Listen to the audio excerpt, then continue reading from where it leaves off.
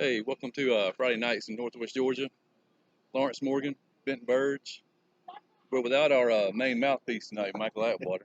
He's got a referee meeting, so we're going to put it down the best we can tonight and discuss the 20 games here in Northwest Georgia. We'll start with the 5 games that didn't make the cut this week in our pick'em contest. These are games that are predicted to be 35 points or more. We'll start with Region 5 AA. Bremen is traveling to Cross Keys. Bremen's a 35-point favorite. I think it's probably for a reason. You don't hear a lot from Cross Keys, especially in Northwest Georgia, but I think it's one of those teams that continuously struggle, I guess you'd say, and Bremen's looking for some comeback after the first part of the year. Yeah, they had the upset of Cedartown a couple of weeks ago, so I think they're ready. Had a bye week coming in. What about Temple, who's had off to a fast start? They're traveling to Callaway Thursday night. 35-point dogs. Man, I did see Temple early in the year, and I like some of their athletes. Real physical. I saw them pounding against was Pepperell in the spring game.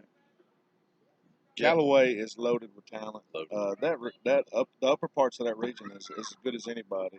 Absolutely. And I think it's a 7AA has to play them week 1 in the playoff. It's only fitting. Yeah.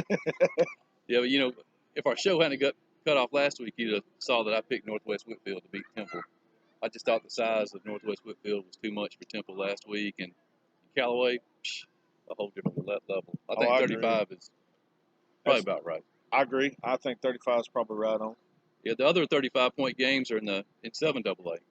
Your Tuga Indians traveling to Gordon Central. Going to GC. Now, I was kind of shocked by some of the results last week in 7AA. We might talk about that here in a minute. But looking at that game, I think it's possible if Gordon Central can't get nothing going on offense, they could spread it out to 35-point victory. If you don't tackle Lester, they're just going to keep scoring. Oh, yeah. Yeah, I saw where GC scored, 7-7 last weekend on Pepperell at the half? Yeah, it was a 7-point game starting the fourth. It was 14-7. Wow. Yeah. And how about Pepperell at Coosa? Coosa's another team you saw last week.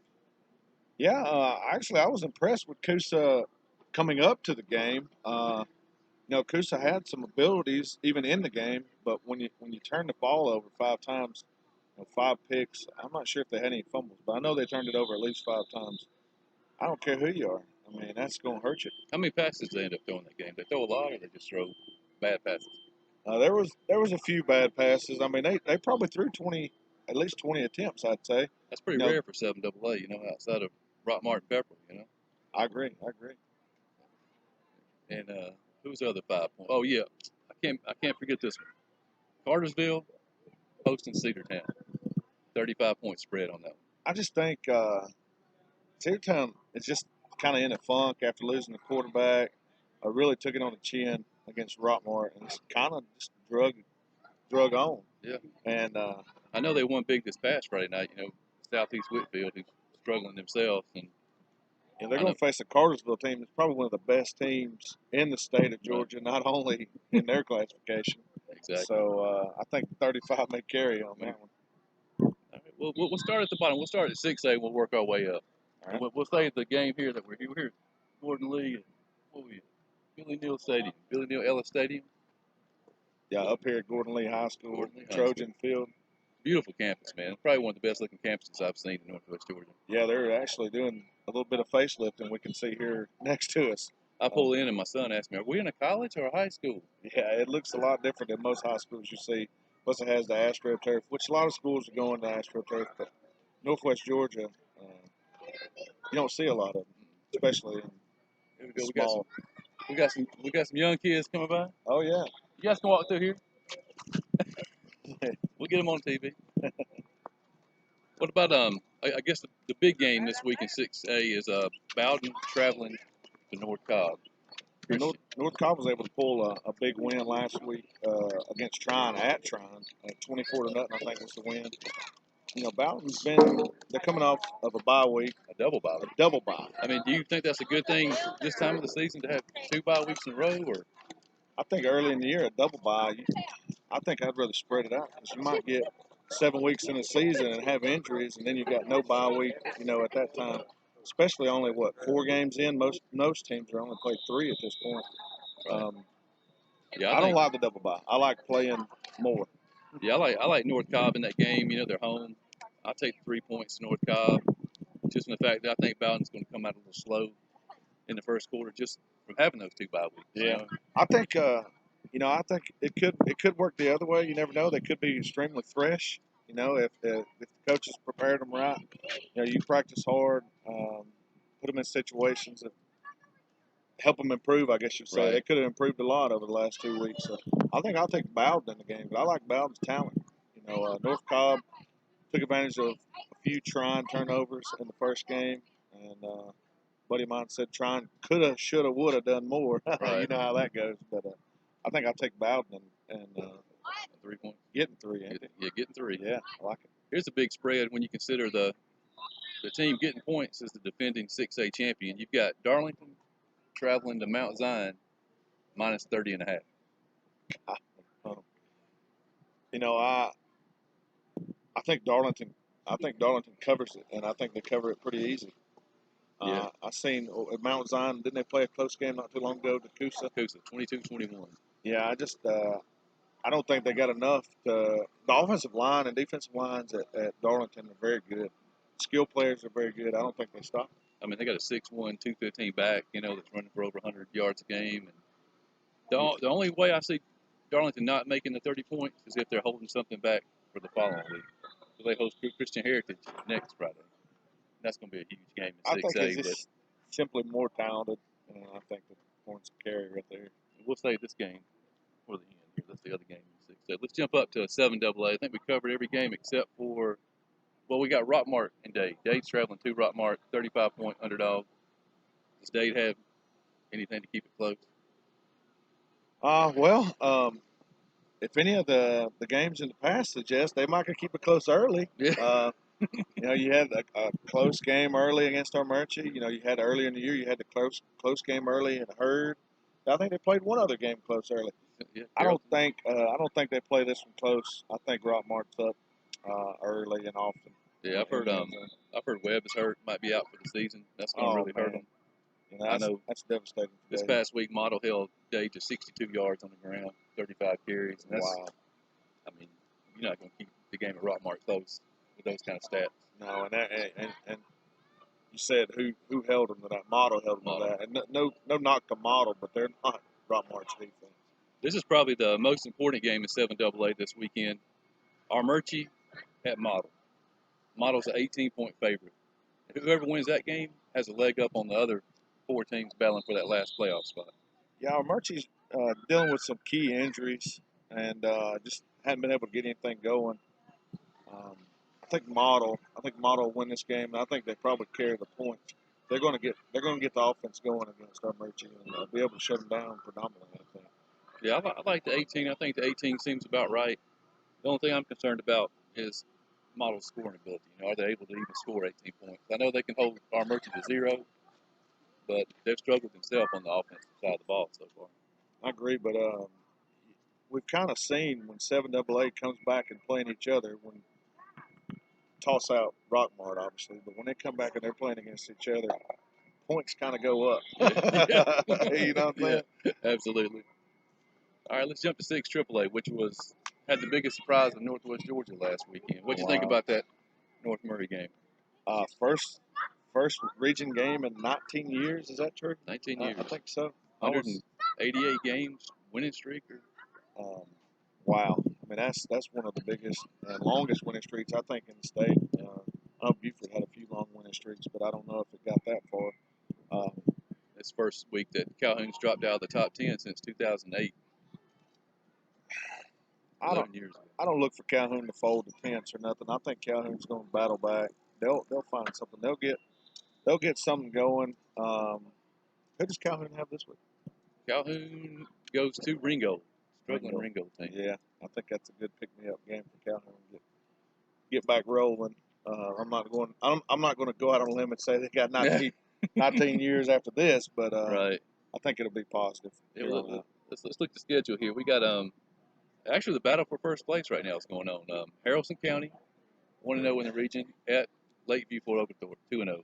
And Lakeview is actually a 6.5 point underdog in that game at home. Yeah, I think it's probably because of the line of scrimmage. I mean, I've heard that Harrelson is just big on the line of scrimmage, Real big. and it's tough to move those type of guys. Some athletic bigs too that can move around. Um, I think Harrelson probably is going to win the game. When you think LFO in the past, you hadn't really been what I call world beaters. You know what I'm saying? Right. They hadn't been, but definitely improved. Yeah.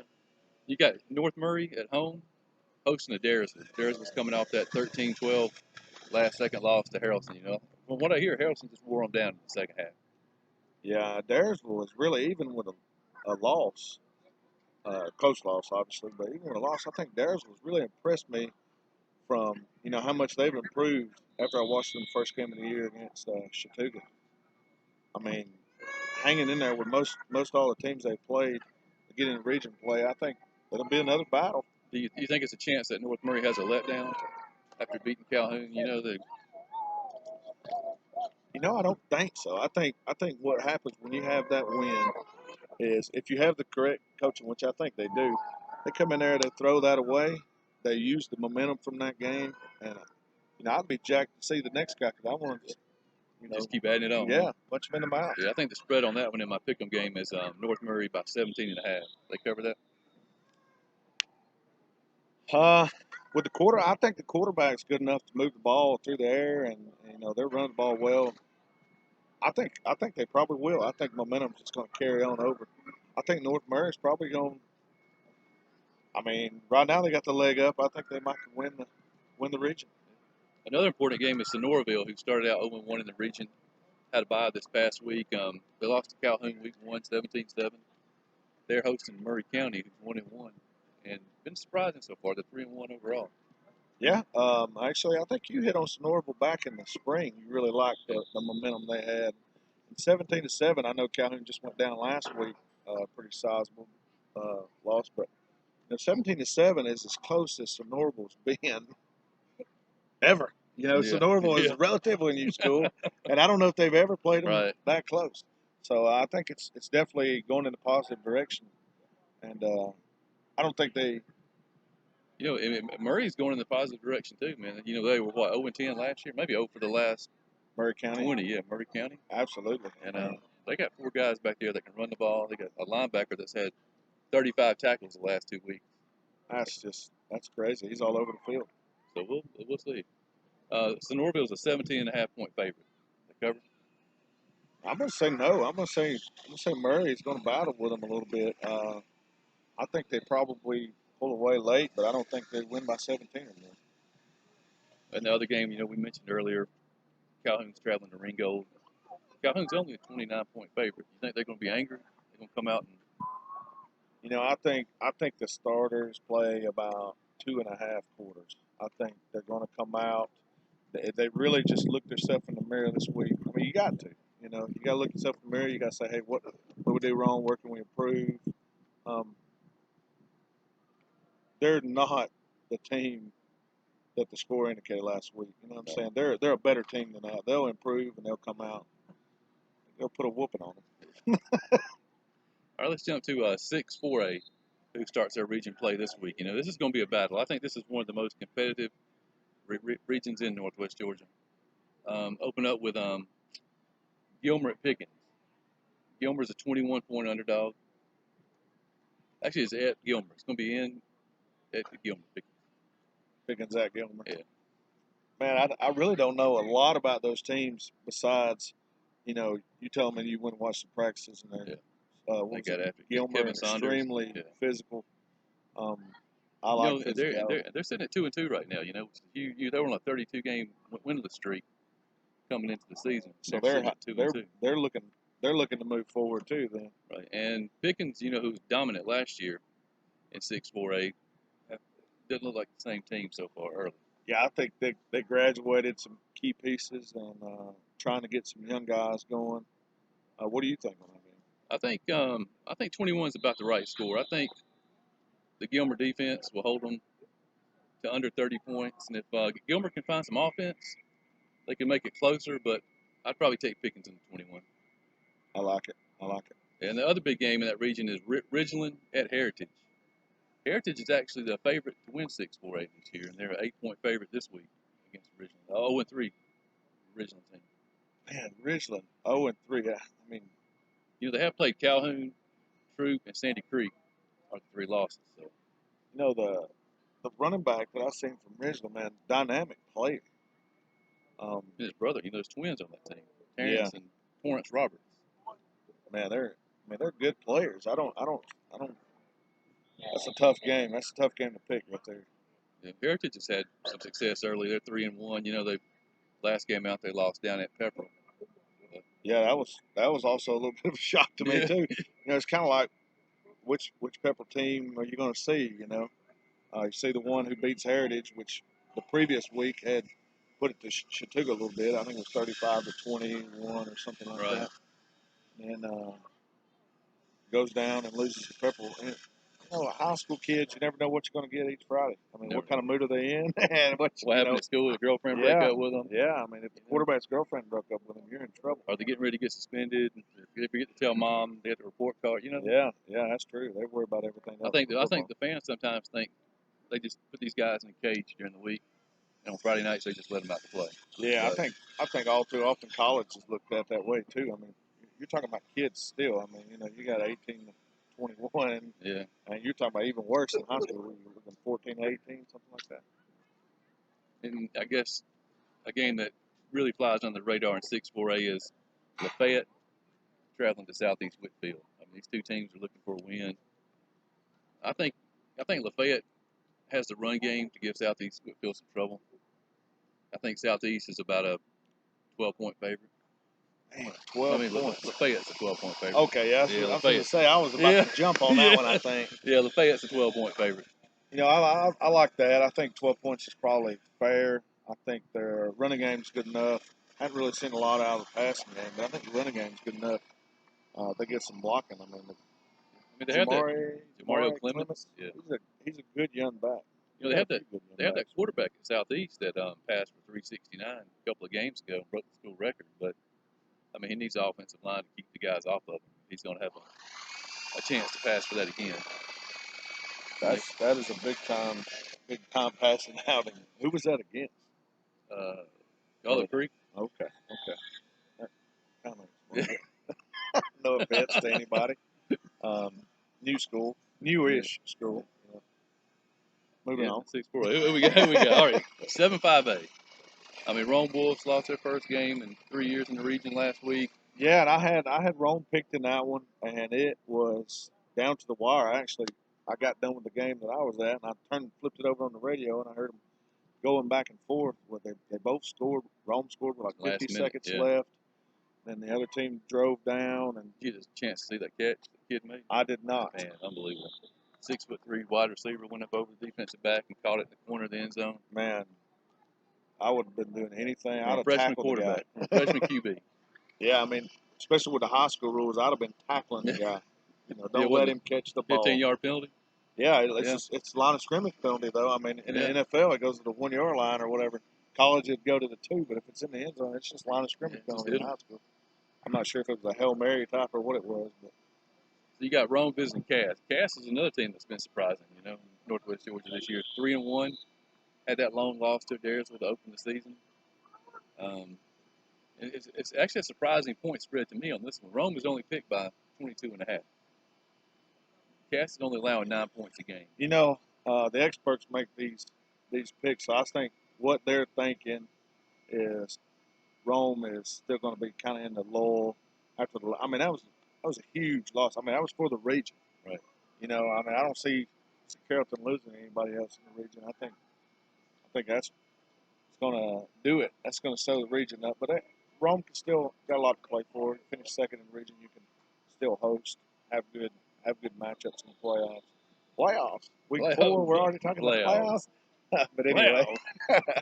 But anyway, I like Rome in that one. I think probably more than what the. Yeah, I think if Rome comes out and plays like they should, I mean, they should cover that spread by the second quarter. I agree. Too much firepower. Moving up to 6A. Big boys. This is the game of the week right here, in my opinion.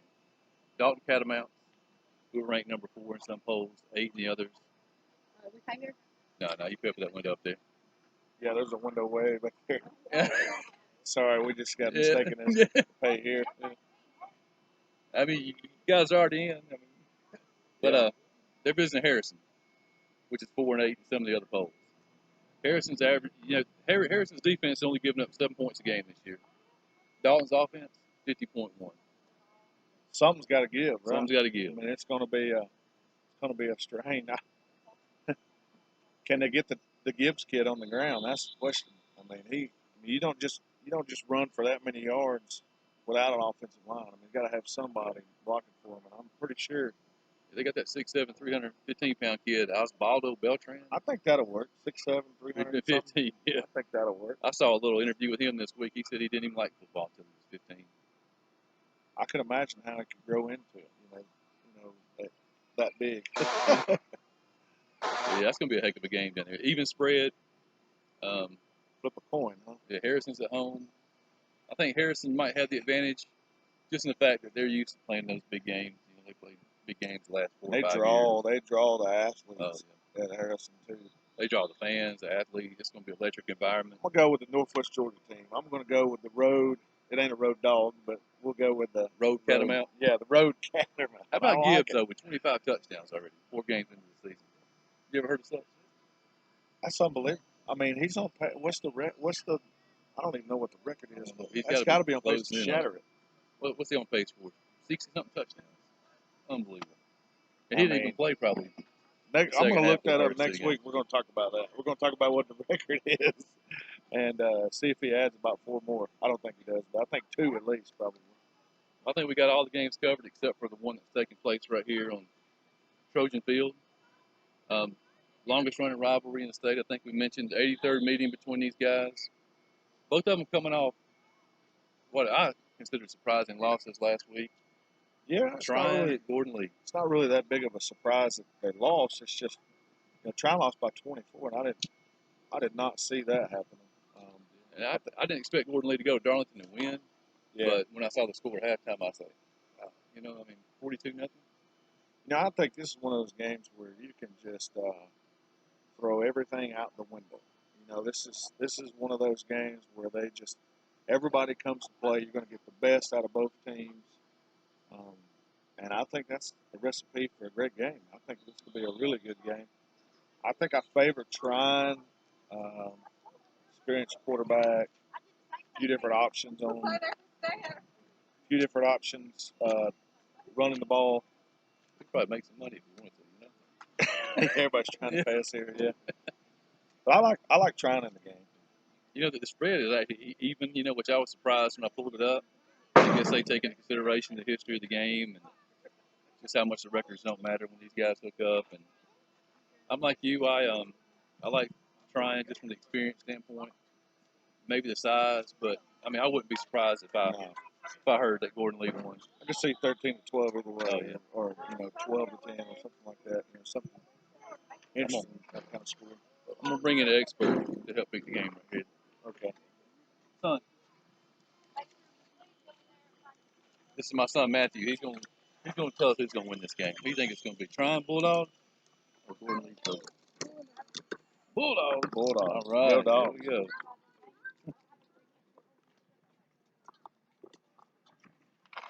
All right. Yeah, I guess that's got it. Good job. One shining moment right there.